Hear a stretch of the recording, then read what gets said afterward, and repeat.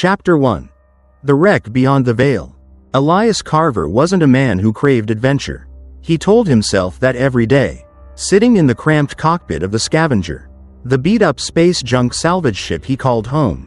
At 35, he'd grown accustomed to the solitude of deep space, where the debris of dead ships and satellites floated like silent graves. His job was simple: collect scrap, sell the metal, and steer clear of trouble. But deep down, Elias knew he was running, not from someone, but from himself. That day, the dim glow of the control panel flickered, reflecting off his tired eyes. Drift-9, the ramshackle space station where he docked, was a mess of rusted steel and shady smugglers. Elias had just finished dismantling a charred satellite engine, his hands still smeared with black grease, when an odd sound crackled through the old radio, a faint, stuttering SOS signal. Like a whisper from the void, he frowned, twisting the dial to sharpen the sound. The coordinates pointed to a desolate planet on the galaxy's edge, a place pilots called the Ghost Ship Graveyard. No one went there, not because of rules, but because of the rumors. Ships vanishing, crews driven mad, eerie signals with no explanation. Just more junk, Elias muttered, trying to convince himself to ignore it. But his hands were already punching the coordinates into the navigation system. A part of him, the part he hated most, yearned for something bigger than this dull existence. He wasn't the young pilot who'd once dreamed of soaring among the stars anymore. The accident 8 years ago had stolen that dream, along with 3 lives he couldn't save. He still remembered the explosion, the flames, and the final screams over the comms before everything went silent. Since then, Elias had sworn never to be responsible for anyone again. Yet this signal, it was a call. A chance to make some credits or at least prove he wasn't entirely useless. He pulled the throttle, and the Scavenger shuddered as its engines roared to life. The small ship, its patched hull a patchwork of scars, lurched into space, leaving Drift-9 behind like a fading memory. The journey to the planet took 2 days, and Elias spent most of it checking his gear, an old toolkit, a handheld scanner, and a plasma pistol he rarely touched. He didn't know what he expected, maybe a derelict ship with some salvageable cargo. But when the planet loomed into view through the windshield, his heart beat faster. It wasn't like any planet he'd seen before. A gray, rocky mass shrouded in red dust clouds and chaotic magnetic storms that danced like slow lightning. The scanner beeped warnings about radiation, but Elias landed on a flat stretch where the SOS signal pulsed strongest. He suited up, checked his oxygen tank, and stepped out. The wind howled past his visor, carrying fine dust that clung to his gloves. Ahead, a few hundred meters away, a massive shape loomed through the haze, a spaceship. Elias froze, his breath catching. The ship didn't match any design he knew.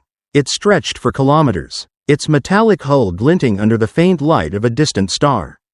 No cracks, no meteor scars, it was almost pristine, as if someone had parked it here yesterday.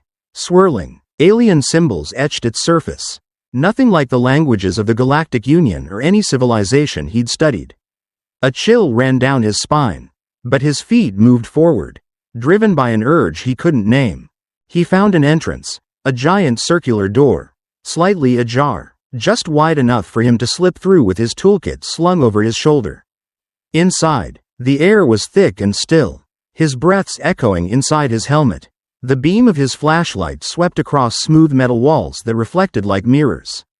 The corridor stretched endlessly, lined with sealed doors, no seams, no handles. Elias tried his scanner, but it only chirped uselessly, as if it couldn't comprehend the technology. "What am I doing?" he asked himself, his voice hoarse inside the helmet. He could turn back, report this to Drift-9, let someone else deal with it. But then he remembered the blank stares of his dead crewmates, their eyes accusing him for surviving. He shook his head, banishing the memory, and pressed on. If this was an abandoned ship, he could make enough credits to retire early, or at least fix the Scavenger properly. The corridor led him to a larger door, twice his height, its edges glowing faintly green. Elias touched it, and a soft hiss sounded. The door slid open, slow but smooth, as if it had been waiting for him all along. He stepped through, flashlight piercing the darkness. And then he froze. Before him was a vast chamber, its ceiling soaring like a cosmic cathedral. But it wasn't the ceiling or walls that stopped his breath, it was what lay within. Hundreds of transparent pods lined the room in neat rows, each holding a motionless figure. Elias edged closer, the flashlight beam cutting through the frosted glass. And he realized, these weren't machines or cargo. These were living beings, or at least, they had been. His breath caught in his throat. He didn't know what he'd stumbled into. But one thing was certain. His quiet life had ended right here. In the cold darkness of this ghost ship. Chapter 2. The Sleeping Legion. Elias Carver stood motionless in the vast chamber, the trembling beam of his flashlight cutting through the frosted glass of the pods before him. 100 stasis chambers stretched out in perfect rows, each cradling a figure suspended in a faint blue glow. Like the depths of an alien sea. He stepped closer, his boots heavy as if pulled by an unseen gravity. As the light swept across the glass, he realized these weren't human, but they weren't entirely foreign either. All were female, their skin shimmering with strange hues, metallic silver, pale emerald, even a twilight purple that flickered like a night flame. Their hair glowed faintly, some coiled like vines, others sleek as cosmic silk. Their attire wasn't the armor Elias knew from Galactic Union troops, it was ceremonial. Form-fitting with intricate glowing patterns, as if woven from starlight. What is this? Elias muttered, his voice echoing in the stillness. He wasn't an archaeologist or a xenobiologist, he was a junk scavenger. More familiar with dismantling engines than confronting mysteries like this. Yet he couldn't tear his eyes away. Something in their serene beauty stirred both awe and unease. As if he'd stumbled into a dream that didn't belong to him. He approached the nearest pod, pressing a hand against the icy glass.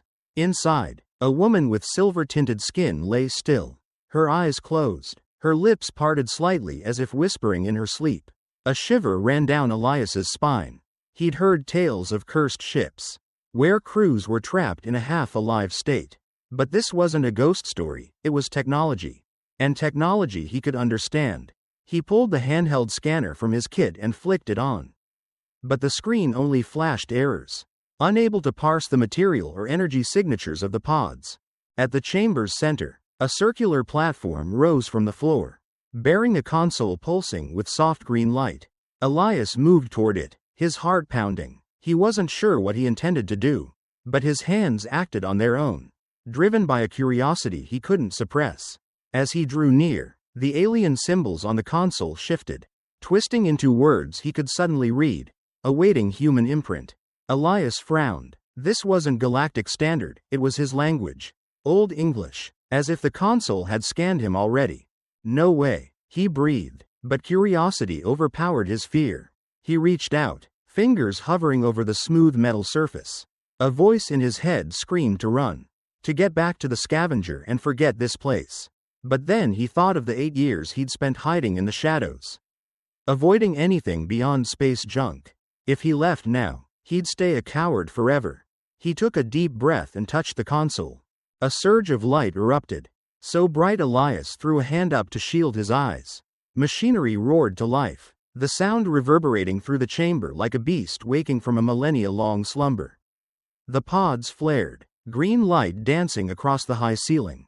Elias stumbled back, heart racing, as a sharp hiss cut through the air from the nearest pod. The glass slid open, white mist spilling out like the breath of the dark. Inside, the silver-skinned woman stirred, her hands twitching faintly before her eyes snapped open. Those eyes blazed like twin sapphires, deep and piercing, sending an involuntary shiver through Elias. She sat up, slow but deliberate, her long emerald hair cascading over her shoulders like a glowing waterfall.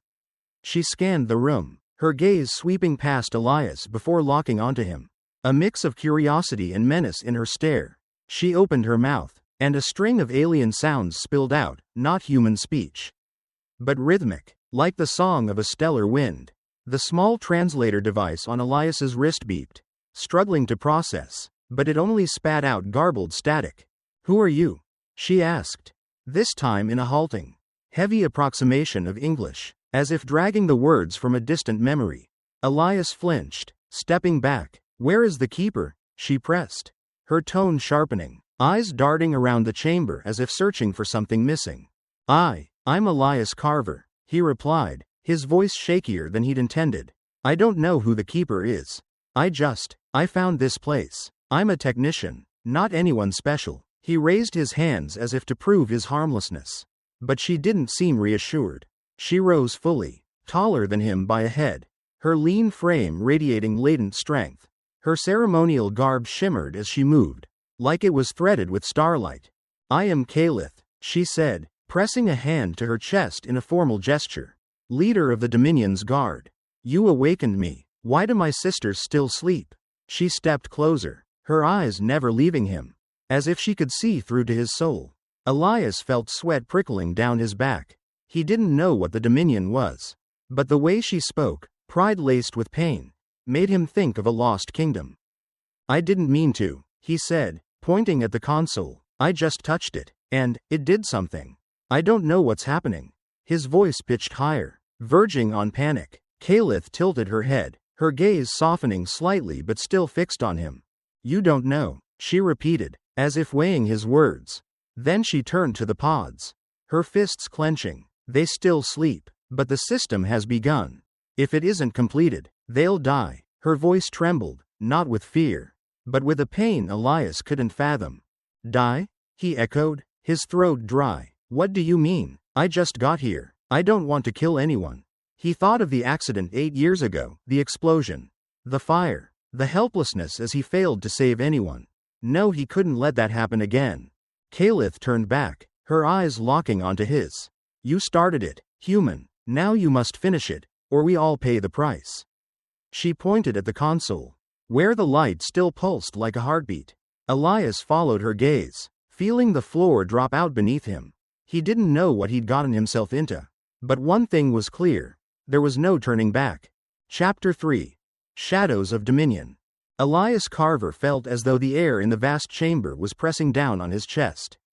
Before him, Calith stood rigid, her piercing gaze fixed on the central console, where the glowing words awaiting human imprint pulsed like an unrelenting reminder.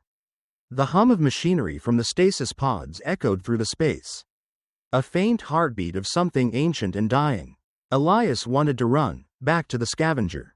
Back into the void, forgetting this ever happened. But Calith's eyes, a blend of pride and desperation, held him in place like an invisible tether. We need to understand what's happening, Calith said, her voice low and commanding, the tone of someone used to giving orders. She stepped to the console, her hands gliding over the metal surface with a warrior's precision.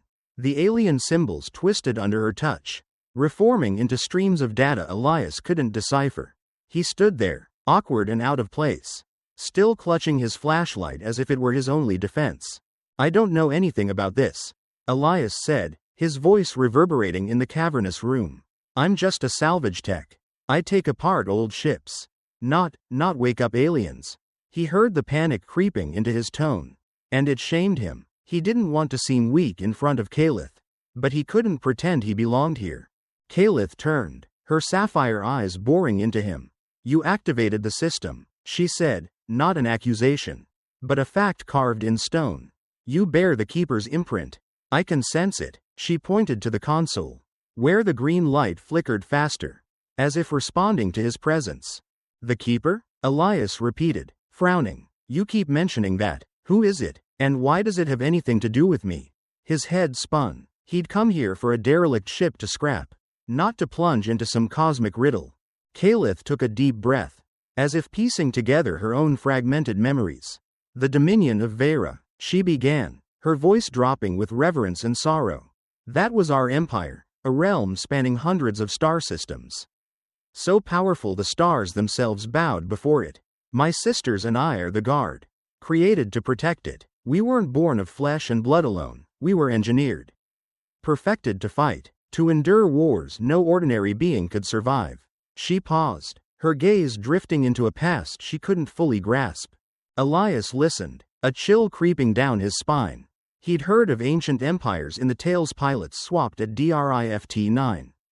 But they were always legends, whispers of might and ruin no one could prove. And the Keeper fits into this how? He asked, trying to keep his voice steady. The Keeper was our guide. Kalith continued. He bridged humanity in us, a chosen one tasked with ensuring we didn't become a threat. When the Dominion fell, he put us into stasis, promising that one day, an heir would come to awaken us. Someone carrying his blood. She looked at Elias, her stare sharp as a blade. That someone is you. Elias laughed, but it came out dry and forced. You're kidding, right? I don't have any special blood. I grew up on a rundown space station. My parents were scrappers. And he trailed off, the memory of the accident 8 years ago flooding back. He didn't want to revisit those days, when he'd been a pilot with dreams. I'm no hero or heir. Kalith didn't smile. She stepped closer, so near he could feel the faint warmth radiating from her. Despite her centuries in stasis, the system doesn't err, she said. When you touched it, it recognized you. The Keeper's blood runs in you, whether you know it or not. She gestured to the console, where a new stream of data flickered. Elias followed her gaze, and this time, he saw a small hologram, a man in a robe. His face blurred but his eyes bright, eerily like his own. He stumbled back, his heart pounding. No way, he whispered, but then he remembered the stories his grandfather used to tell, about a distant cousin who vanished into space, taken by some mysterious force. Elias had always dismissed them as bedtime lies. What if they were true? What if his ancestor had been tied to this dominion? We don't have time to argue, Kalith said, snapping him out of his spiraling thoughts. My sisters are in mid-awakening. If we don't complete the process, the system will fail, and they'll die in those pods. Her voice wavered, revealing vulnerability for the first time. I led them into the Dominion's final battle. I failed them. I can't let them die again. Elias stared at her, a pang twisting in his chest. He knew that failure, the helplessness of watching those who relied on him perish. I don't want anyone to die, he said, his voice hoarse. But if I wake them, what happens? You said they're guards. What will they do to me? Kalith fell silent, her eyes locked on the pods. They were made to serve the Dominion. She said slowly, the oath in our blood binds us to the air. If you awaken them, they'll see you as their leader. But without the Dominion, without purpose, they could become dangerous. Some might accept you, some might resist. Resist me? Elias echoed, his throat parched. I don't want to lead anyone. I can't even save myself. He thought of the accident, the faces he couldn't forget. He'd vowed never to be responsible for anyone again. Yet here he was, facing a choice he couldn't escape. Kalith placed a hand on his shoulder, her grip firm yet grounding. You don't have to be a hero, she said, her tone softening. You just have to be human. That's what the Keeper believed, that a human heart could guide us through the dark. She released him, turning back to the console. But we must decide soon. Time is running out. Before Elias could respond, a sharp sound pierced the air, a distant rumble of engines echoing through the ship's metal hull. He spun around, his heart racing. The scanner on his wrist beeped, displaying signals from 3 small ships closing in. Someone's found us, he said, panic rising. They're coming for this ship. Kalith clenched her fists, her eyes turning cold as steel. They won't take it, she said, but if we don't act, my sisters won't wake in time to fight. She looked at Elias, her gaze a challenge. Choose, Elias Carver, awaken them, or let us all fade into silence. Elias glanced at the pods, then back at the console. He felt the floor tremble beneath him as the unknown ships drew closer. He didn't know what he could do, but he knew one thing. He couldn't let them die, not this time. Chapter 4. The Awakening Dilemma. Elias Carver stood before the console, the green glow of a waiting human imprint casting shadows across his tense face. The rumble of approaching ships reverberated through the ancient vessel's hull, each thud like a hammer striking his fragile resolve. Beside him, Kalith stood still, her sharp gaze fixed on the 100 stasis pods where 99 guards lay motionless. The air thrummed with the machinery's hum and the unspoken strain between them. A man fleeing his past and a warrior bearing the weight of a fallen empire. We're out of time, Kalith said, her voice cutting like a blade. Those outsiders will breach us soon. If my sisters don't wake, we can't defend this ship. She turned to Elias, her sapphire eyes locking onto his. You have to decide. Elias Carver. Awaken them, or let them die. Elias felt his throat go dry. He didn't want to decide. He didn't want anyone depending on him again. 8 years ago, he'd made a wrong call as a pilot, and the result was 3 lives lost in flames. He could still hear their screams in his dreams. See their accusing eyes in the dark. I don't know how, he said, his voice trembling. I don't know what'll happen if I do. You said they might turn against me. I don't want an army. Kalith, I don't want more blood on my hands. Kalith stepped closer, her face inches from his. Do you think I want this? She asked, her voice dropping, raw with pain. I led them into the Dominion's last war. I watched them fall, one by one, because I wasn't strong enough to save them. Now I wake in a universe that's forgotten us. And you're their only hope. I'm not asking you to be a king. I'm asking you to give them a chance to live. Her words hit him like a punch to the chest. Elias looked into her eyes. Seeing the anguish she hid behind her pride, he realized they were more alike than he'd thought, both haunted by failure, both afraid to face responsibility. He took a deep breath, pushing back the memory of fire and screams. Okay, he said, his voice rough. I'll do it, but if this goes wrong, you have to help me fix it. Kalith nodded, a flicker of something, trust, perhaps, lighting her eyes. I'll stand with you, she said, then pointed to the console. Place both hands there. The system will recognize your genetic imprint and complete the process. Elias stepped forward, his heart pounding like it might burst from his chest. He pressed his hands onto the cold metal surface, feeling a faint electric tingle through his skin. The console vibrated, the green light flaring, and a metallic voice echoed through the chamber, not Kalith's, but from the ship itself. Human imprint confirmed, initiating final awakening phase. Elias flinched, but Kalith's hand on his shoulder steadied him. The pods blazed with light. A chorus of hiss sounds filling the air as 99 lids slid open. White mist poured out, mingling with the green glow, creating an ethereal haze. Elias stepped back, eyes wide as figures began to stir. A woman with shimmering purple skin and night black hair emerged first, her golden eyes sweeping the room. Then another, with emerald skin and glowing veins tracing her arms. A third, tall with fiery red hair, rose with the posture of a born warrior. One by one, they awoke, 99 guards of the Dominion, each a masterpiece of technology and war. Kalith moved forward, her voice ringing out like a command. My sisters, she called, first in their alien tongue, then translated by Elias's device into English. I am Kalith, your leader. We've slept for centuries, and the Dominion is gone. This man, the heir of the Keeper, has awakened us. Rise, and face the future with me. The guards looked at her, then at Elias. Some nodded, their eyes filled with respect. But then one stepped out from the crowd, tall, her black skin glinting like metal, intricate glowing tattoos running across her face. Her eyes were sharp as daggers, and her voice was low when she spoke. I am Vorin, and I won't accept a weakling like him as our leader. She pointed at Elias, her stare dripping with disdain. He's no warrior. He's unworthy of the Keeper's blood. Elias felt the blood drain from his face. He wanted to argue, but the words stuck in his throat. Kalith moved forward, placing herself between him and Vorin. He awakened us, she said, her tone unyielding. He bears the imprint. You're free to doubt, Vorin, but not to destroy our chance at life. Vorin sneered, her eyes still on Elias. A chance at life? Under a scavenger who can't even hold a blade. He's a disgrace to the Keeper's legacy. A few guards nodded, their gazes shifting between Kalith and Vorin.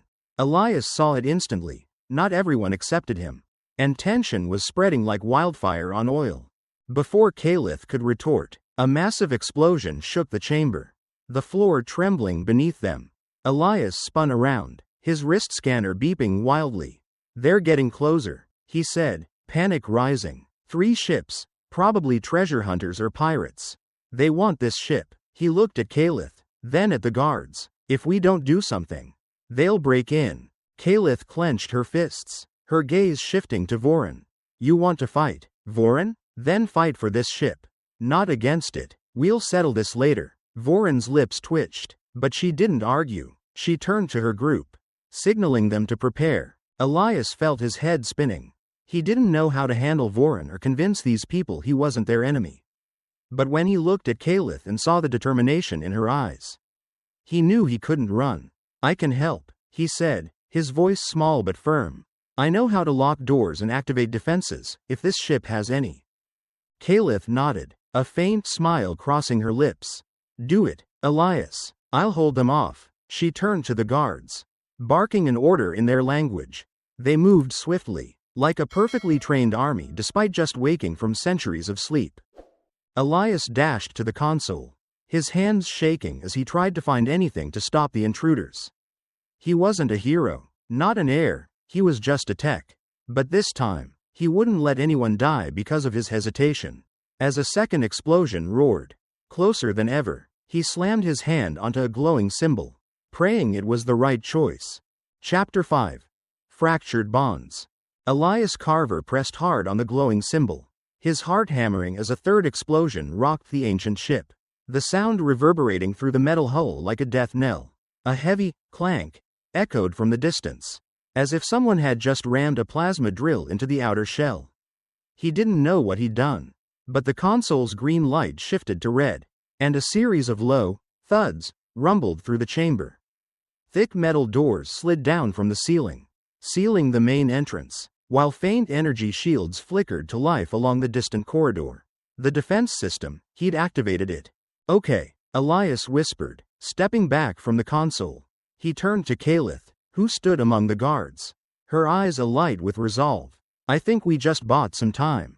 Kalith nodded, but her gaze lingered on her sisters.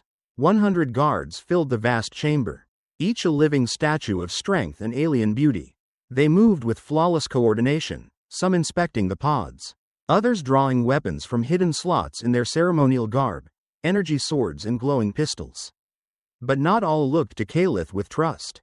A small group clustered around Voron, who stood tall, her black metallic skin glinting, her eyes challenging. You call that strategy? Voron said, her voice low and icy, directed at Elias. Locking us in this cage with a stranger? I don't serve the weak. Imprint or not. She stepped closer, the guards behind her tightening their grips on their weapons, their eyes wavering between loyalty and doubt. Kalith moved forward, blocking Voron's path. Enough, she snapped, her tone unyielding. He saved us from dying in those pods. You want to fight, Voron? Fight the enemy outside, not here. She glanced at Elias, her expression softening slightly. He's no warrior, but he has his own worth. Elias felt his cheeks flush. He wasn't sure if Kalith was defending him or just keeping the peace. But her words stirred a mix of gratitude and helplessness. I don't want trouble, he said, his voice quiet but clear. I'm not here to command anyone. I just want us all to survive this. He met Voron's gaze, trying to hold steady despite the urge to flee. Voron smirked, but didn't advance further. Survive, she repeated, as if the word were a jest. The Dominion didn't craft us to survive. We were made to conquer. If you can't lead, I will. A few murmurs of agreement rose from her group, thickening the air with tension. Before Kalith could counter, a louder explosion shook the chamber, followed by the screech of tearing metal. Elias checked his wrist scanner. It beeped frantically, showing the intruders had breached the outer door and were advancing down the main corridor. They're almost in, he said, panic edging his voice. We need to do something. Now. Kalith turned to the guards, her voice booming like an undeniable command. Prepare to fight. Defend this ship. It's our home now. She looked at Elias, motioning him to follow. Stay with me. I need you to get more out of this system. Voron's lips twitched, but she didn't argue. She signaled her group and led them toward the main entrance, where the sound of plasma drills grew louder. The other guards dispersed, taking up strategic positions around the chamber, their eyes blazing with the combat instincts bred into them. Elias followed Kalith to a shadowed corner, where she pointed to a secondary console hidden behind a metal panel. If you can open this, she said, we might learn more about the ship and the keeper. Elias nodded, his hands trembling as he used a tool from his kit to pry open the panel. Inside was a small screen and a data port. He plugged in his translator device, hoping it could decode something. The screen lit up, displaying a log in an alien script. But the translator began working, rendering the words slowly. Elias read aloud, his voice faltering as the meaning sank in. I am Corinne, the last keeper of the Dominion of Vera, he started. The Empire fell to enemies from the shadows. I couldn't save it, but I could save the Guard, our greatest warriors. I placed them in stasis, hoping one day an heir, bearing my blood, would come to awaken and free them. The oath in their blood is a burden, but also a gift. If you read this, break that oath, give them freedom. As I could not. Elias stopped, looking at Calith. Free them? He asked. What does he mean? Calith was silent for a moment, her fists clenching. The oath, she said slowly. It binds us to serve the Dominion, and now, you, the heir. But if this log is true, you can undo it. Her eyes met his, a mix of hope and uncertainty. Will you? Before Elias could answer, a shout rang out from the entrance. Vorin and her group charged into battle, energy weapons flashing through the haze of smoke. Elias heard the clash of metal and the cries of intruders, perhaps treasure hunters. Or worse, space pirates. He turned back to the console, searching for anything that could help. A new symbol appeared, labeled, Cancel Oath, Biometric Confirmation Required. Elias touched it, and a small needle emerged from the panel. This is it, he said, his voice shaky. But I don't know what'll happen if I do. He looked to Calith, awaiting her guidance. I don't know, she admitted, her voice soft but firm. But I trust you, Elias. If the Keeper chose your bloodline, I'll put my faith in that. She placed a hand on his shoulder, a touch both strong and reassuring. Elias took a deep breath, thinking of the faces he couldn't save 8 years ago. He didn't want to lead, didn't want power, but he wanted redemption. Just this once. He extended his hand, letting the needle prick his finger. A white light erupted from the console, spreading through the chamber. The guards paused, as if sensing something. Vorin spun around, her eyes blazing with fury. What have you done? She roared. But her voice was drowned out by the machinery's rising whine. The screen flashed a final message. Oath cancelled. Freedom granted. Elias felt a surge of energy course through him, then collapsed to the floor, his mind reeling. Calith caught him, her eyes wide with awe and gratitude. You did it, she whispered. You set us free. But as another explosion echoed from the entrance, Elias knew freedom wouldn't come easily. Vorin charged toward him, her energy sword in hand, her gaze burning with rage. If there's no oath, I won't let you control us, she snarled. Elias realized, with a sinking dread, that the real fight had only just begun. Chapter 6. The Starborn Collective. Elias Carver knelt on the cold metal floor, his head spinning from the surge of canceling the guard's oath. The white light from the console had faded, leaving the chamber in a stifling silence, broken only by the distant explosions and the furious footsteps of Vorin charging toward him. Her energy sword blazed in her hand, humming with menace. You think breaking the oath makes me bow to you? Vorin roared, her black metallic eyes blazing with fury. I don't need a weakling like you to lead. Calith darted forward, planting herself between Elias and Vorin, her arms raised in a defensive stance. Stop, Vorin, she shouted, her voice echoing like an unyielding command. He didn't lead us, he freed us. The Dominion is dead. What do you want? A new empire to replace it? Or freedom to choose your own path? Vorin halted, her sword hovering inches from Calith. The other guards stood still, their gazes shifting between the three of them. Elias felt his heart pounding, but he forced himself to stand, though his legs trembled. I don't want to control anyone, he said, his voice rough but steady. I just want us to survive this. If you want to fight, fight the ones breaking down that door. Not here. A massive explosion cut through the air, shaking the floor. Smoke billowed in from the main entrance, accompanied by the shouts of intruders. Vorin turned, her anger giving way to wariness. She smirked but said nothing more. Instead, she gestured to her group, and they rushed to meet the threat. Calith glanced at Elias, giving a slight nod. You did the right thing, she said, her voice low but firm. Now help me keep them together. Elias didn't have time to protest. He followed Calith to the main console, his hands skimming the symbols for anything useful. The guards fought with uncanny precision, Voron leading, her sword slicing through the intruder's armor like paper. Others fired energy pistols, blue-green bolts piercing their foes. Elias saw them now, not common pirates, but a well-equipped band of treasure hunters in combat gear, armed with heavy weapons. They wanted this ship, and they wouldn't stop until they claimed it. I found something, Elias yelled, pointing to a star-shaped symbol on the console. He pressed it, and a deep hum resonated from within the ship. The energy shields flared brighter, repelling a group of intruders trying to breach the door. Kalith flashed a brief smile. "You're a quick learner," she said, then leapt into the fray, drawing a sword from her own garb. The battle didn't last long. With their superior strength and skill, the guards overwhelmed the intruders. Voron drove her sword through the last one's chest, then turned to Elias, her gaze still skeptical but no longer hostile.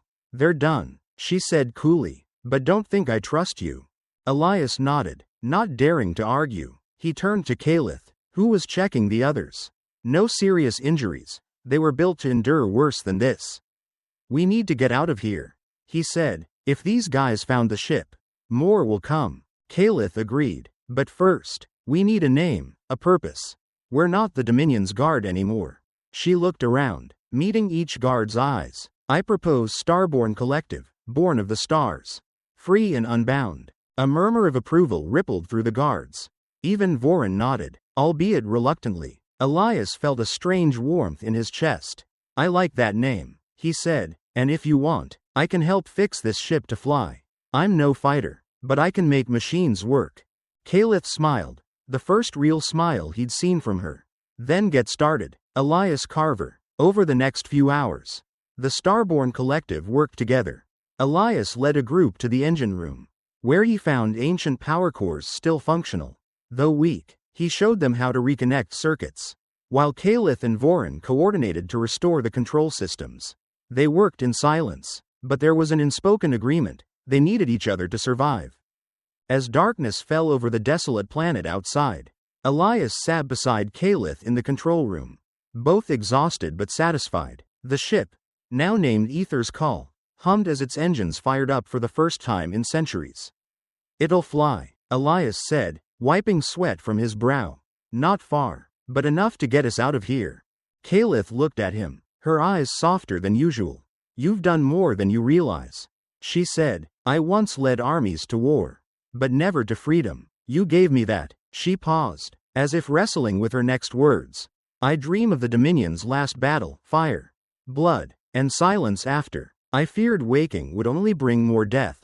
Elias met her gaze, feeling a connection he couldn't name. "I have nightmares too," he admitted, his voice quiet. 8 years ago, I was a pilot. I messed up, and 3 friends died. I've been running since. But today I didn't want to run anymore." He gave a weak smile. "Maybe we both need a fresh start." Kalith placed her hand over his. A light but meaningful touch. "Maybe we can find it together," she said, and for the first time, Elias felt his heart lighten. They sat there a moment, listening to Aether's Call's engines growl. As the other guards prepared for flight, Voron stepped in, breaking the moment. "The ship's ready," she said, her tone cold but not antagonistic. "But I'm still watching you." Elias Carver. "Don't think I've forgotten the oath." She turned away before he could reply. "What do we do with her?" Elias asked, half joking, half serious. Kalith shrugged, a faint smile returning. "Voron's a warrior. She needs time, but I believe she'll see your worth, like I have." She stood, gesturing for him to follow.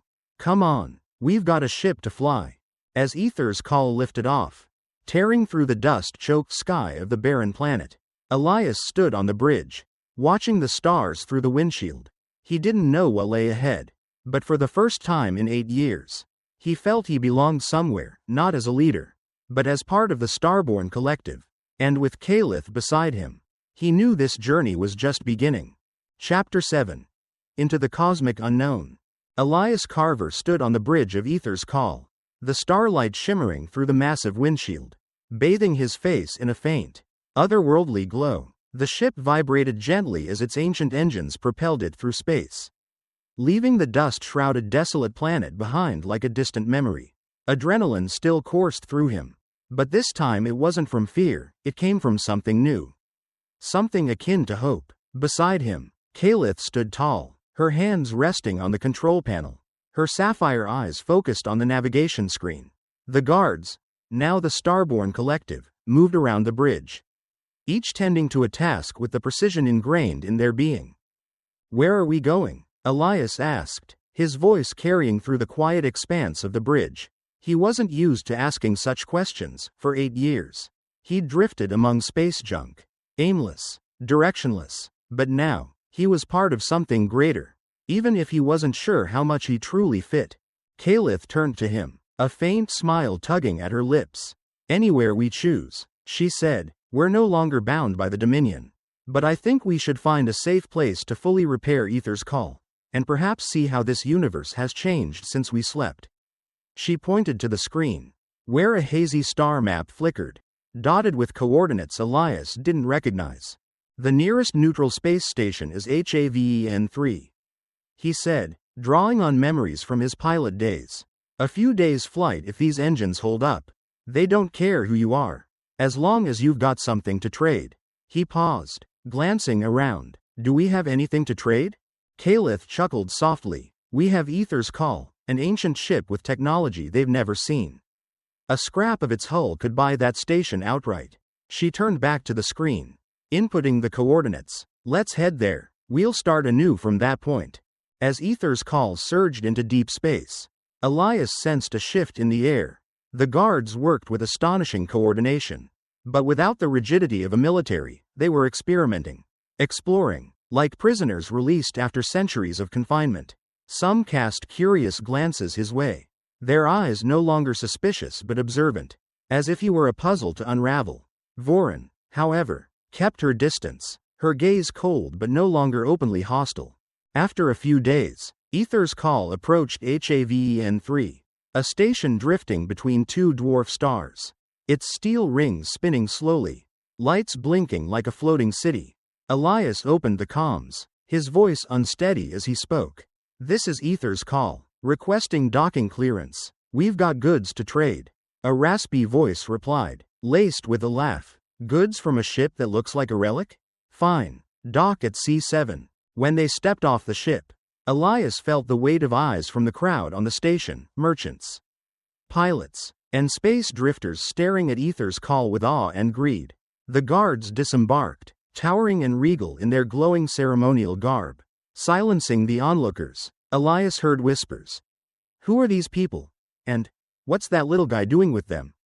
He ducked his head, trying to ignore it, but Kalith placed a hand on his shoulder, her eyes encouraging. They traded a small piece of the ship's hull for fuel and supplies, a deal that left the station's merchant wide-eyed at the value of the ancient metal. But not everyone was friendly. A group of drunken pilots at the market taunted Elias as he walked with Kalith and Voren to buy more gear. "Hey, shorty," one yelled, "what are you, leading these freak girls around? Their errand boy?" Laughter erupted, and Elias felt his face burn. Before he could respond, Voren stepped forward, towering and imposing. "He's no errand boy," she said, her voice icy. "He woke us. Want to test how much of a freak I am?" She drew her energy sword, and the pilots shrank back, silenced. Elias stared at Voren, stunned. She didn't look at him, but her actions spoke volumes. Kalith smirked, pulling Elias along. "You've got allies in unexpected places," she said. They returned to Ether's Call. But before they could rest, an emergency signal blared from the station. Space pirates were attacking nearby trade ships, and the station manager pleaded over the comms. "We don't have the forces to stop them," the frantic voice said. "If you can do anything, we'll pay well." Elias looked at Kalith, then at the guards assembling on the bridge. "We don't have to do anything," he said. "We're free now, right?" But he saw Kalith's eyes, not a command, but an invitation. "We could help," she said, "not for the Dominion, but because we want to." He nodded, feeling a new kind of responsibility, one that didn't weigh him down. "All right," he said, "let's do it." Ether's Call launched, and the guards deployed with terrifying efficiency. Voren led a small team into combat, carving through the pirate ships like a storm, while Kalith manned the ship's energy cannons. Elias assisted from the bridge, using his tech skills to enhance the targeting systems. Within an hour, the pirates were routed, and the trade ships were saved. When they returned to Haven 3, the crowd cheered, calling them heroes from an ancient star. Elias felt awkward, but Kalith clapped his shoulder. You don't lead with strength, she said. You lead with humility. That's what we need. Voron approached, looking at him without contempt for the first time. You're not useless, she said, then walked off before he could reply. That night, Elias and Kalith sat in a quiet corner of the bridge, gazing out at the void. I like engineering, she said, pointing to a piece of machinery he was tinkering with. I only knew war, but now I want to learn to build. Elias smiled. I'll teach you, he said, and maybe you can teach me how to stop being afraid. Before she could answer, a strange signal chirped from the console, not from Haven 3, but from deep space. Elias checked it, frowning. It's got a Dominion signature, he said, his voice tight, like something's still out there. Kalith met his eyes, a mix of curiosity and concern in her gaze. We'll find out, she said. Together, Elias nodded, feeling a certainty he'd never known before. Ether's call hummed as they prepared for a new journey, and he knew that this universe, dangerous as it was now their home. Chapter 8. Echoes of a New Dawn. Elias Carver sat in the pilot's chair of Ether's call, the faint flicker of the Dominion signal dancing across the console screen like a whisper from a forgotten past. The ship glided through the depths of space, Haven 3 shrinking into a distant speck behind them. Beside him, Kalith stood silent, her sapphire eyes locked on the star map, where the signal's coordinates pointed to an uncharted region of the galaxy. The guards, now the Starborn collective, worked around the bridge, the air thick with a blend of curiosity and tension. They'd fought, survived, and now faced a bigger question. What remained of the Dominion, and what would they do with it? What do you think it is? Elias asked, his voice soft but clear in the bridge's stillness. He no longer felt out of place. 8 years of running had given way to a newfound certainty. Even if he didn't see himself as a leader. Kalith shrugged, a human gesture she'd picked up from him. I don't know, she said. Maybe a station, a weapons cache, or just a stray beacon. But if it carries the Dominion's code, we have to investigate, not because of the oath, because we deserve to know the truth about our past. She looked at him, her gaze gentler than usual. Do you agree, Elias? He nodded, offering a faint smile. I'm not good at saying no to you, he said, and she laughed, a real laugh, lighting up her face. Elias felt his heart quicken. But there was no time to dwell on it. Ether's call shuddered as they neared the coordinates, and a shape emerged on the screen, an ancient space station. Smaller than their ship but still striking, its metal rings spinning slowly around a glowing core.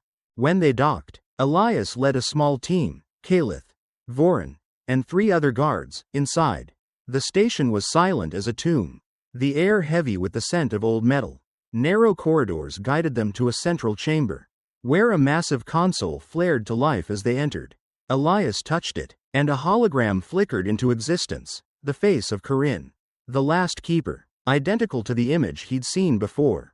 If you see this message, Corinne's voice rang out, deep and weary, then you are my heir. The Dominion fell to enemies from the shadows. I couldn't save it, but I left this station as a final gift. In its databanks, you'll find our history and the truth about those who destroyed us. I don't ask you to rebuild the empire. I ask only that you give my guards a new life, free from the oath I couldn't break. The hologram wavered, then faded, leaving a small data drive on the console. Elias picked it up, its cold surface chilling his hand. He looked at Kalith, then Voron. What do we do with it? He asked. Open it, or let the past stay buried?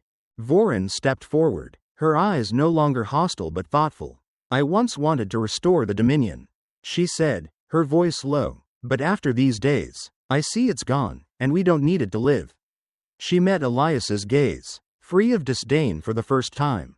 You're no warrior, Elias Carver, but you have the heart the Keeper trusted.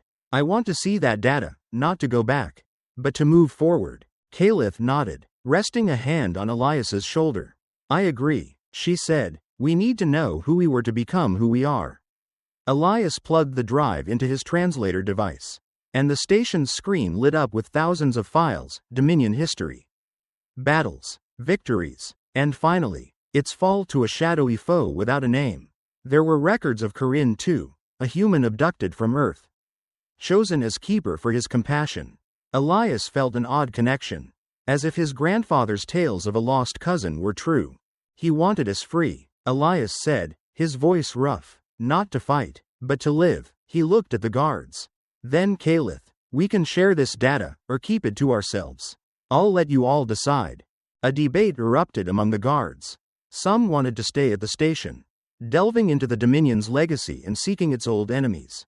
Others wanted to continue with Ether's call, forging a new life. In the end, they parted peacefully. About 20 stayed behind, promising to signal if needed, while the rest returned to the ship with Elias and Caliph. Voren chose to stay, but before leaving, she clasped Elias's hand in a gesture of respect. You're not as weak as I thought, she said. If we meet again, I'll call you an ally. As Ether's call lifted off, Elias stood on the bridge, Caliph beside him. He felt relief, not because the burden was gone, but because he'd helped them find their own paths. Where do we go next? He asked, gazing into the endless void. Caliph tilted her head, her eyes bright with curiosity. Anywhere we're needed, she said, but I want to learn more from you, about engineering, about being human. I want to be more than a warrior.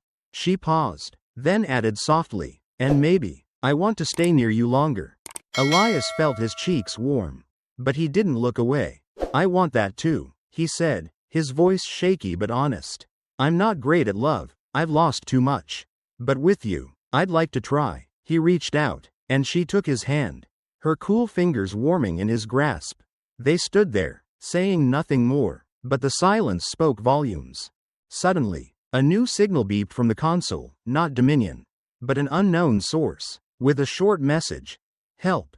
Elias glanced at Caliph, and she smiled. Looks like the universe isn't done with us, she said. The Starborn collective assembled quickly, no longer bound by orders but by choice. Elias stood among them, not a leader but a friend. Shall we go? He asked. And a unified shout rang out. Yes. Ether's call leapt into hyperspace, swirling light enveloping them, carrying hope and endless possibilities. As the ship vanished among the stars, Elias felt a peace he'd never known. He was no longer the man who ran, he was Elias Carver, who'd awakened an army and set them free, who'd found family among the lost. Beside him, Caliph stood firm, her eyes alight with the future. They didn't know where the signal led, but they knew one thing. They'd face it together. And in the galaxy's shadows, the tale of the Starborn collective began to spread, not as an empire, but as a new flame, illuminating the dark corners of the stars. Elias smiled, his hand still in Caliph's, and for the first time, he didn't fear what lay ahead. With them, each day was a new dawn, an echo of freedom, compassion, and hearts no longer caged.